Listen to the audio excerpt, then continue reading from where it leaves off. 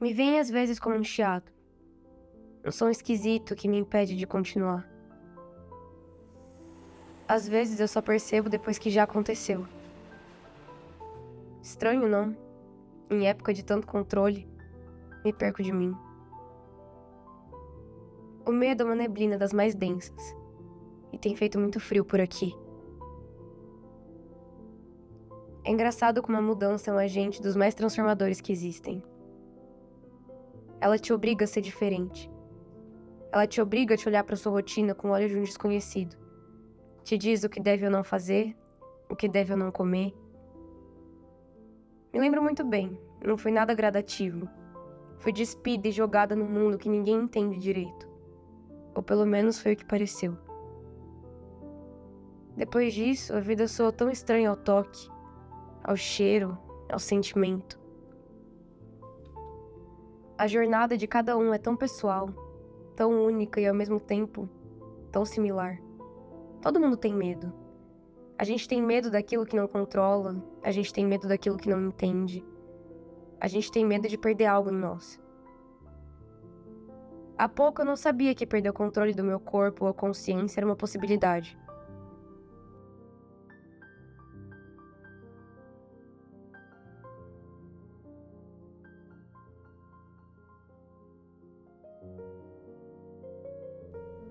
Se tornou. O diagnóstico veio como uma forma de entender o que acontecia comigo.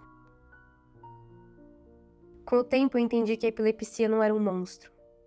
Comecei a entender as enxaquecas, os espasmos. As crises convulsivas, por sua vez, se fizeram entender também. É claro que no início é tudo tão novo, tudo tão difícil de entender. Por que será que ninguém fala disso? Por que eu senti que eu devia esconder isso de alguma forma? Por que foi uma vergonha crescente dentro de mim? Eu sempre me senti muito sozinha. Mas com a epilepsia, além de me sentir sozinha, eu me senti excluída. Tanta coisa passa na minha cabeça quando eu saio de casa. Eu lembro que nos primeiros meses eu ficava muito fixada na ideia de convulsionar na frente das pessoas. E se eu convulsionar no metrô? Será que alguém ia me ajudar? Muitas vezes, de fato, o que eu temia aconteceu. Mas e daí? A vida é tão mais do que isso. A gente vira prisioneiro do medo. A gente entra numa gaiola que construímos sozinhos, trancamos e engolimos a chave. A vida passa tão depressa pra gente se abraçar em limitações. Limitações que só acontecem na nossa perspectiva. Eu acho que a pior parte sempre foi o sentimento de não pertencer mais. De ser anormal de alguma forma, mesmo não sendo. De pensar que daqui pra frente, eu ia ter que mudar totalmente o meu jeito de viver. A vergonha e o medo. Existem lugares dentro da gente que só a aceitação pode curar. Foi difícil de entender que muita gente passava pela mesma coisa do que eu. Eu li num livro uma vez que algumas mudanças são feitas na marra. Uma guilhotina afiada corta as nossas mãos e todas as rédeas escapam.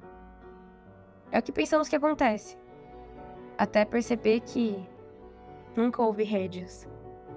Brincamos de escolher, brincamos de conduzir o destino. Precisamos dessa ilusão para viver os dias de antes. Dias em que podemos tudo, só porque pensamos poder. E então a vontade do que tá fora da gente joga sua sombra densa e pegajosa. Ficamos prisioneiros do que não queremos muito antes da morte. Eu quis não ser quem era. E me perdi de mim. Essa não sou mais eu. A mudança parece sempre muito difícil quando enraizamos as nossas certezas. Mas a verdade é que somos feitos de variáveis demais para não aceitar os ventos diferentes que sopram pela gente. Eu não sou doente. Eu não sou meu diagnóstico. Eu sou só a Olivia. Caché dans les trous dans ton divan. Et quand tu as abandonné ça, ramasse moi. Quand tu voudras, ramasse moi. Eu tive meu diagnóstico diagnóstico no ano passado. Assim, foi muito difícil, tipo, pra aceitar o diagnóstico, eu não vou mentir. É uma coisa que eu trato bastante na terapia. A minha família tem epilepsia, então as irmãs da minha mãe tiveram epilepsia na adolescência. Então foi algo que eu sempre cresci ouvindo história, sabe? Eu sempre cresci, tipo, ouvindo as minhas tias falarem, ouvindo a minha mãe falar e tal. Então é algo que não era um tabu na minha família, e não era uma coisa que eu nunca tinha ouvido falar, sabe? Mas é um processo muito invasivo do diagnóstico, né? Então, além de você ter as crises e aí de repente, você não tem mais controle do seu corpo. De repente, tipo, você tem medo de fazer absolutamente tudo. Você tem medo de sair de casa sozinho, porque aí se eu convulsionar aqui, uma coisa que eu fazia sozinha antes, sei lá, tomar um copo d'água.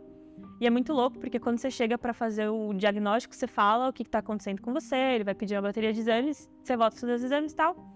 E aí, eu tive meu diagnóstico, ele falou, você tem epilepsia mesmo e tal, beleza?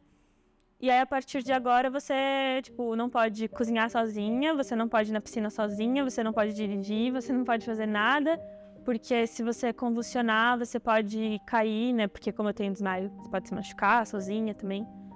E então, pra mim, hoje tá sendo um pouco melhor, né? Já fez 1 ano. Agora, você vê o seu próprio filho, né? Aquela coisinha linda que você gerou, que você cuidou e você cuida até hoje, que você tenta de todas as formas proteger, zelar, numa condição em que não tem o que fazer, né? Você assiste só. Você vira uma refém, né? Da Total. E isso para uma mãe, é uma mãe de verdade, né? Uma mãe que ama o seu filho. Sim. É um processo bem doloroso. Assim, não só para mim, mas para o pai também, que é um paizão super presente. Pra gente foi bem doloroso. A gente não quis, claro, colocar isso para ela, nem naquele momento você tá, não, vai ficar tudo bem, não sei o quê, mas quando você fica quietinho, assim, só você e o seu marido, como casal, como pais, aí dói, assim, você troca aquela ideia e você fala, ai, bem agora, caramba. Que a gente vai fazer, né? Como é que será que vai ser o desdobramento disso? Eu até, assim, me culpo, porque eu acho que o que ele viveu e o que aconteceu com ele nascer e ter esse problema, talvez tenha sido por causa do meu estado emocional na gravidez, de não estar bem, de repente ter depressão, ansiedade, estresse agudo, de trabalhar muito, de ter uma vida muito corrida, de não estar fazendo esporte como eu sempre fiz, da maneira que eu devia, ou de repente me alimentar como eu devia. E aí você vai para esse caso dele especificamente, que eu acho que assim, como a gente foi para a pandemia e a nossa vida virou de perna pro ar, eu falei, será que tem muito a ver com o estresse? De diferente dos outros, não tinha nada. Um era só que às vezes a crise vinha do nada. De diferente dos outros, não tinha. Minha infância foi muito boa.